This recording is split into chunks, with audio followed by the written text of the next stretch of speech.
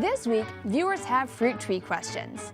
Armando Reyes has a loquat tree that was doing great, but the last 2 years, a part of the bark seemed to be cracking and now it's breaking off. We checked with Jim Camas, fruit and nut specialist for Texas A&M AgriLife Extension in Fredericksburg. And he tells us that this is a delayed symptom that developed from a spring 2017 freeze. Jim suspected, and Armando confirmed, that the injury is on the southwestern side of the trunk, and says that this is a classic case of the sun beating down on a trunk and elevating the temperature under the bark. That causes the affected tissue to deacclimate from winter hardiness more than the other side of the tree. When the sun goes down and the temperature drops, the southwestern side gets cold injury, but the northeastern side does not. It's quite common for the symptoms of this type of injury to be delayed by a couple of years, once the rest of the trunk starts to grow and the damaged tissue begins to slough away, unable to grow with the rest of the tree. There's nothing to be done for the wound at this point. Just keep the tree watered and growing as normally as possible. The tree will show signs of healing itself and should be just fine. Loquat's a subtropical species, and this kind of winter injury is to be expected in our climate. And Linda Garasich has a problem with her 4-year-old peach tree.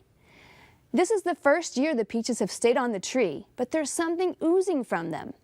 Once again, Jim came to the rescue. The answer: stink bugs. These insects feed on young fruit by inserting their sword-like proboscis to steal its sugary goodness.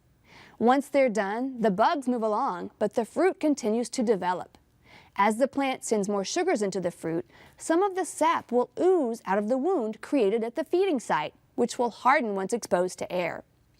There are no larvae inside the fruit, but the open wound does provide a good entry site for brown rot fungus, which is common in wet years and for which there's really no good solution.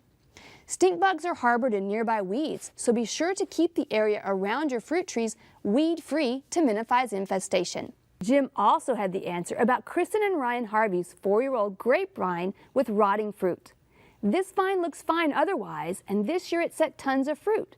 This is black rot, the Achilles heel of organic grape production. It's a really tough fungal pathogen that will clobber us in wet years. It wasn't all problems this week. We've also got some great viewer photos.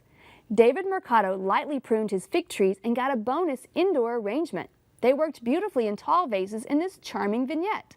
In another vase of florist flowers, he added sprigs of his blooming vitex tree. And Charlotte Warren discovered an unusual find on her friend Suzanne Stewart's property in western Travis County. This is native crested coral root orchid, Hexalectris spicata, which lives off fungi and decaying organic matter. It contains no chlorophyll and cannot photosynthesize.